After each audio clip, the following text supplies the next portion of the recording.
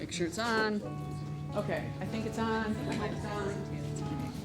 All right, so thinking about ethnography, thinking about the idea that ethnography means writing culture, right? You guys all should have already read that chapter, know what it means. And if you haven't, you might want to do that either before or after you finish watching this.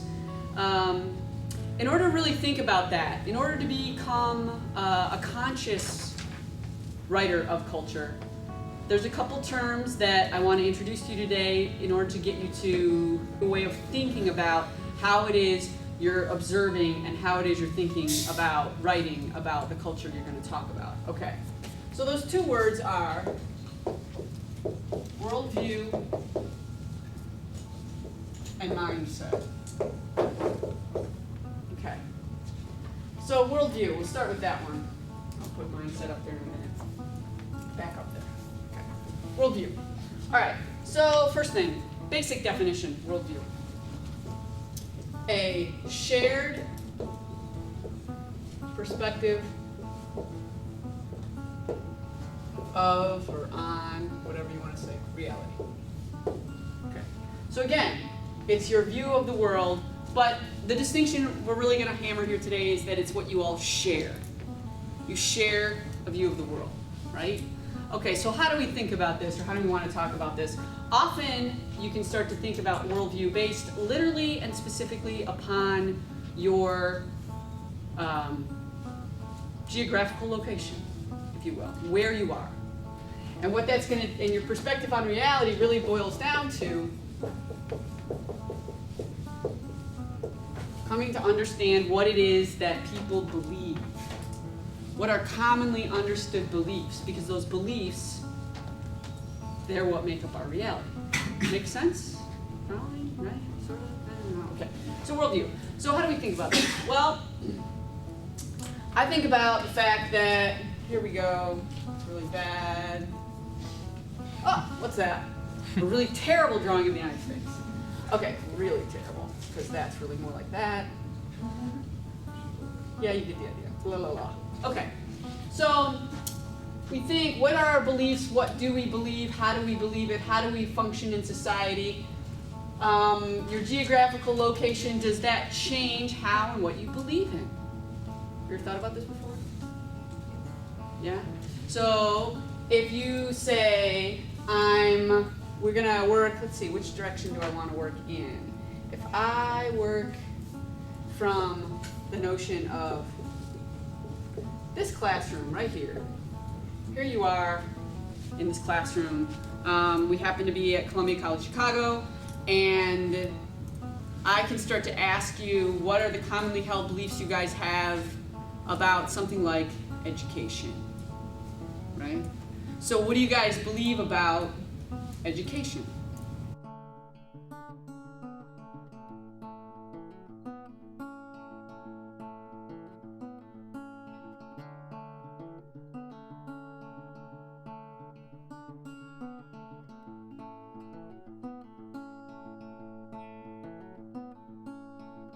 Okay, so now these descriptive words get at their affective understanding and belief about themselves and belief about reality, which is all very much has an impact based on where literally they're standing, right?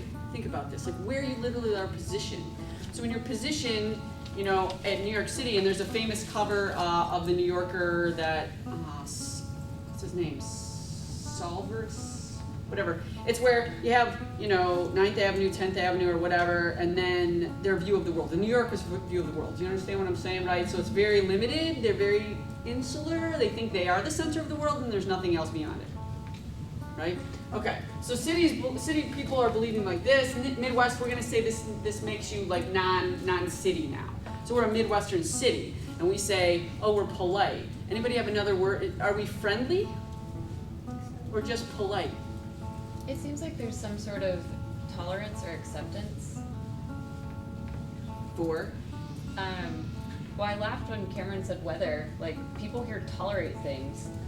A lot of in things. that way. I see what you're saying. But then they also, and it doesn't have to be negative. I think sometimes like tolerance is like, well, I do this because I have to. or it feels more necessary. I think there's also a more willing quality to it that makes it seem like acceptance. Okay, and are you from the Midwest? No. No, so you can make that observation. So here's one of the main points. When you're not from the place that you're in, when you're not a member or an insider, it makes it easier to observe the thing that the other people are doing, yes? And then you've got to reflect back at that moment and go, wow, then what do I do and believe in, and where's that difference? Because when you're too embroiled in the culture, it's invisible to you. It's just the soup you're swimming in. Okay, so I love this idea of tolerance. They're tolerant. I mean, and I hate the word tolerance when you talk to me, if I talk about queer things. I hate it. I hate it. And that's about right. They're tolerant. I tolerate it, right? I'll put my jacket in and I blaze across. So when I'm usually talking to folks about this, we talk about the Midwestern. So here's everything's lovely and popping, and we believe in, really, city people believe in this notion of diversity.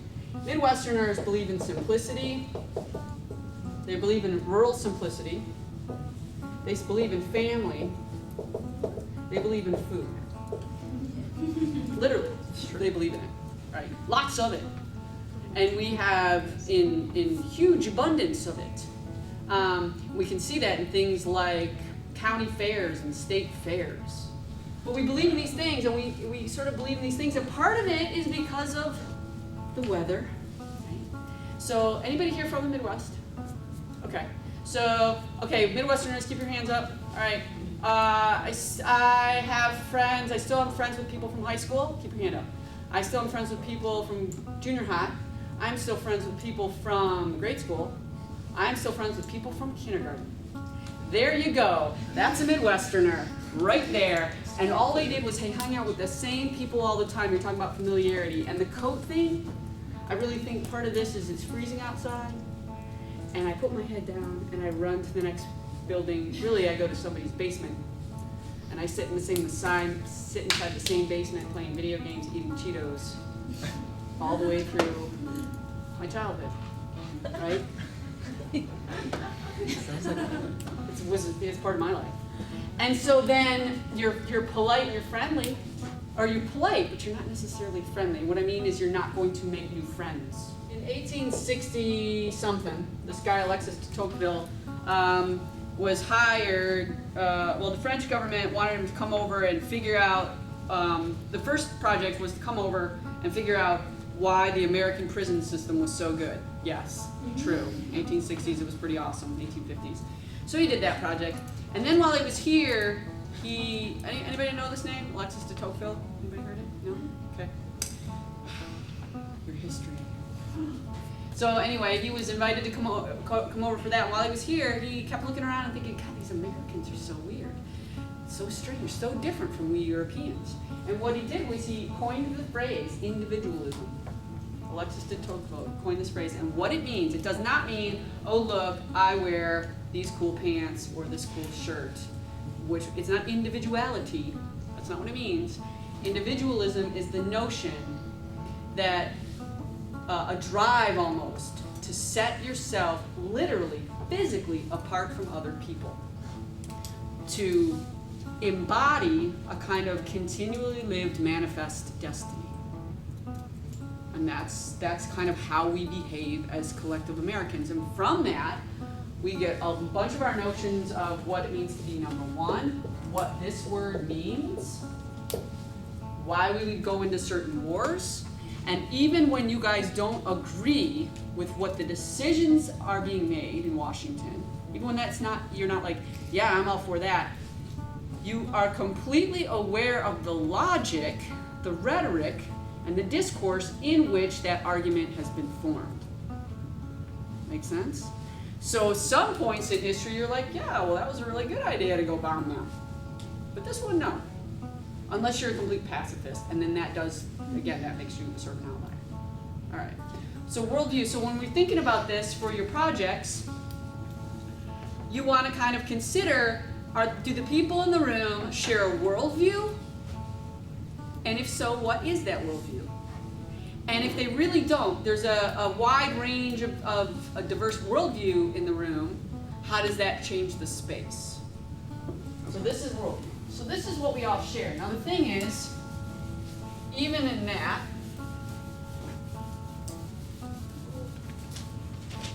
We're all individuals.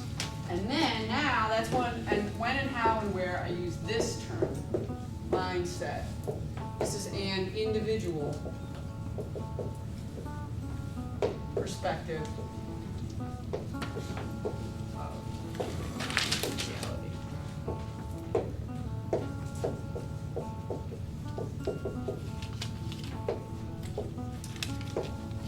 And okay, so there's this shared worldview. So here's the little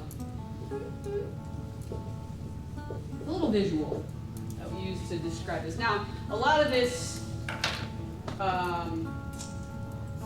ideas I've ripped off from the very first class I ever taught, which was Intro to Popular Culture. And down in Bowling Green, Ohio, they made a lot about these ideas and then worked it into talking about popular beliefs like the myth of human perfectibility, the myth of endless childhood, the myth of American dream, all those myths that basically create reality, narrative reality in our culture, right? That's where we would get to. Sometimes I talk about in that class, sometimes I don't. For us just to think about ideas, if you start with this big worldview idea, this is what we share, but now me and my individual mindset, we have to have, there's a reality filter of sorts, right? You're going to distill this, and you distill it through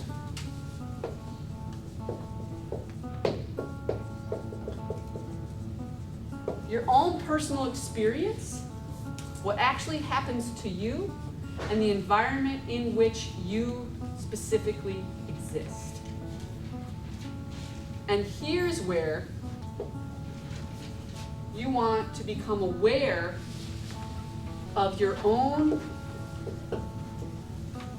thoughts, beliefs, assumptions, feelings about any given moment, situation,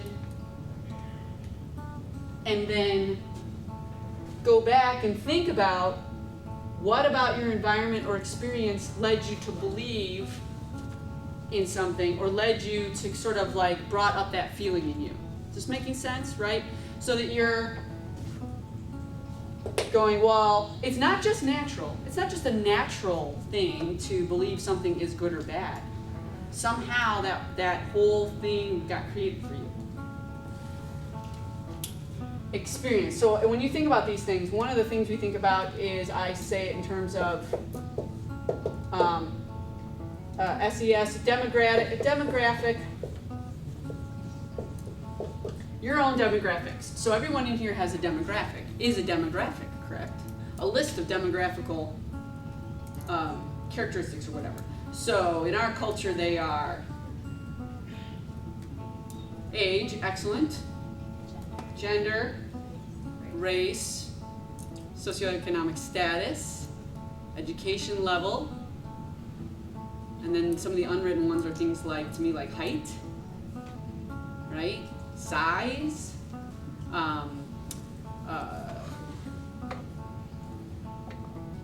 let's see, various ranges of how our bodies are interpreted and seen in space and time, yes. And then your environment could be, did you grow up in a single family home? Did you grow up in a multiple family home? Did you grow up with 1, 2, 3, 4, some faction of parents, some faction of siblings, with grandparents, not with grandparents, et cetera, et cetera, et cetera. And then there's the layer of what happened to you on top of all that, right? Okay, and all that stuff is what sets us up to start to look at culture as an ethnographer. Someone who's going to write it into existence. Once you write it, it becomes in a way that it wasn't before you wrote about it. That's also the magic of writing. Sort of becomes through that. I think that's enough of this.